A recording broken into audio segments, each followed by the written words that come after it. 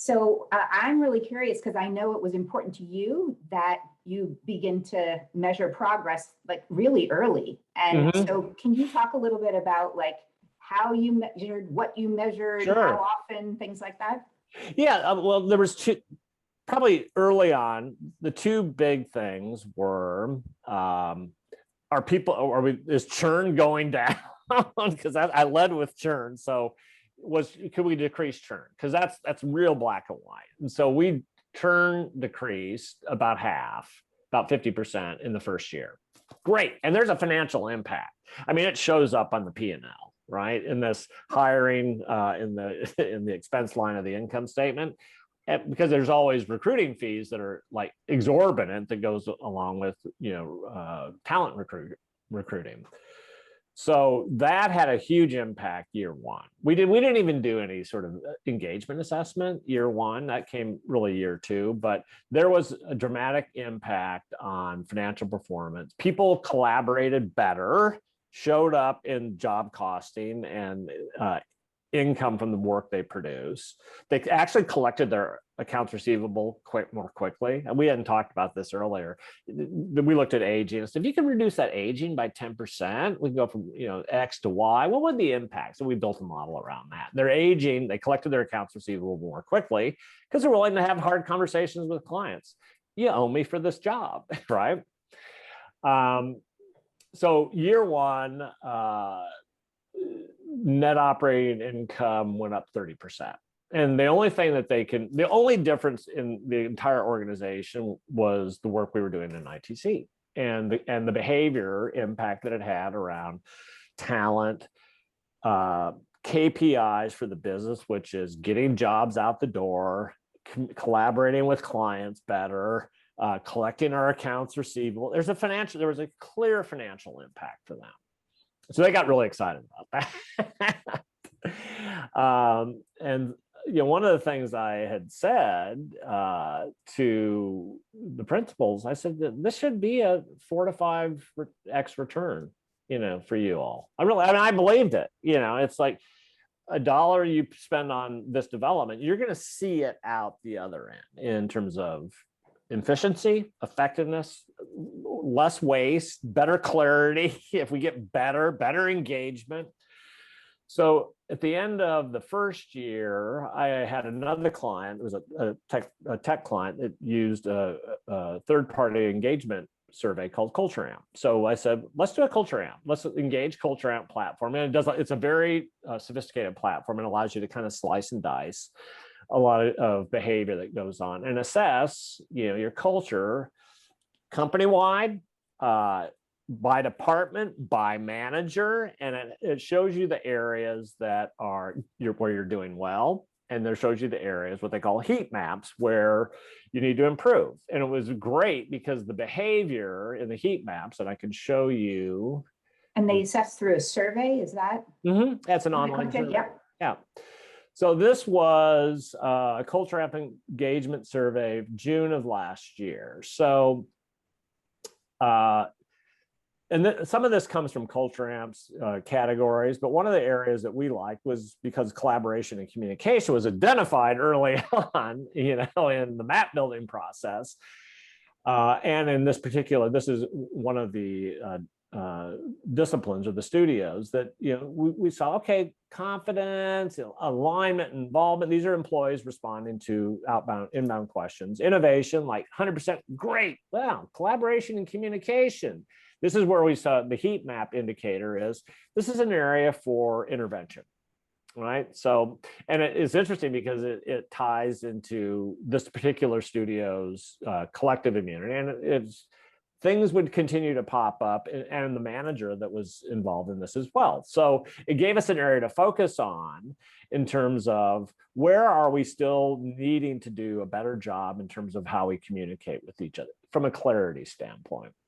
So it allow us, and by this point, everybody's really conversant with ITC and is aware, and they kind of welcome this. They didn't see it as a threat. Like, I want to know where my big assumption is basically emerging in the studio that I lead. So it was a great tool for us to pick the hot spots that were still inside, teams and individuals. And so we would do 2 engagement surveys a year, which are fairly broad because they go to everybody and they give you a lot of data. But what we're really looking for are these what they call the hot spots.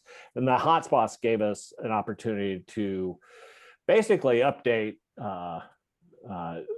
big assumption and test design with an individual, a team, someone that we wanted to continue to bring people into the fold and recognize that people have events that go on that we just don't want to be unaware of them. We want to keep that transparent in front of everybody.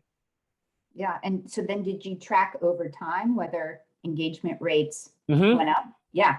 Yeah, we'll do this. We'll have a series of interventions with this particular manager. And we did one of their other principals and myself, we did an intervention around.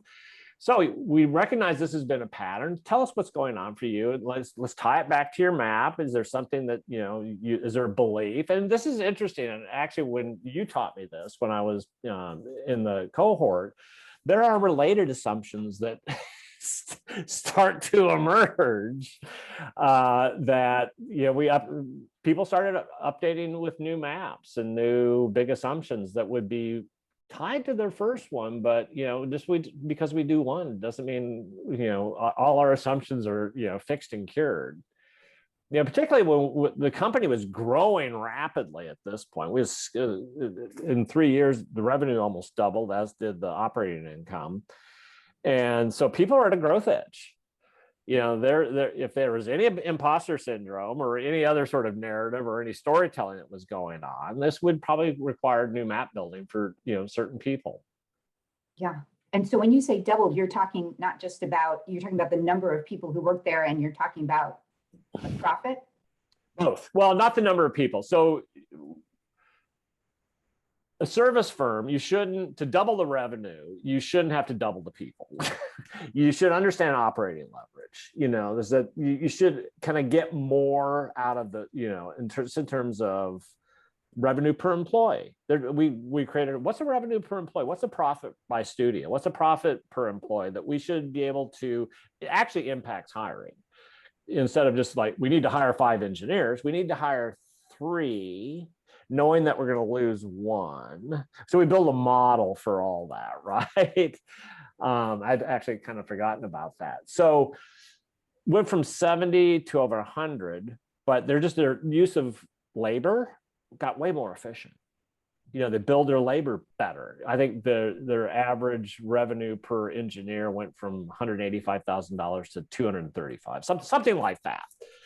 And so it's not brute force, it's throw bodies. It's like, let's use our talent better. It's talent utilization and labor utilization. And so they could double revenue. And because they don't have to increase overhead, they get to that tipping point, like margin just starts hitting the bottom line. It's like, they were just like, oh my God, this is awesome. And actually it was during the first year of COVID. I mean, we did their best year ever was the first year of COVID. And I assume then also, if it's growing, you're doing better in terms of retaining people. Is that right? Mm-hmm. Mm-hmm. Well, you're retaining the people you want, and you're actually, updating your hiring. I think one of the, and I'm not a hiring manager, but one of the, you learn you need a cultural fit. So that's going to change how you hire. Rayanne, one of her go-to phrases, we're hiring for transformation, which was never like, we're just trying to hire early on just to get the job done. Now we want to hire the right kind of people that like contribute vigorously and rigorously to the culture and the employee experience. So it kind of got a little DDO like, without the specific emphasis on that. So it was, we're really building something here that it requires a certain kind of employee. Great. When you think about then, like looking back over the whole project in terms of like big takeaways, headlines, learning for you, what stands out to you that you feel like contributed to it being successful, and what you needed for it to work? Yeah, I think really it boils down to I think having, sort of involvement at the top. I have a client who works at a technology company about the same size, but this would go to a VP of people, a chief people officer. I don't think, at least I have a bias probably. Having a founder or a CEO absolutely see the impact that this can create is pivotal. It's not just another L&D sort of initiative. This is like how we really interact with each other at a deep and meaningful level. It's so different than most learning and development. So I think founder involvement and having a champion, there is this gap, like 3 to 6 months in. You all may have seen it. It's like 3 to 6 months in. Like 3 to 6 months in, people are saying, "Now what?" Right? When do we see the benefit?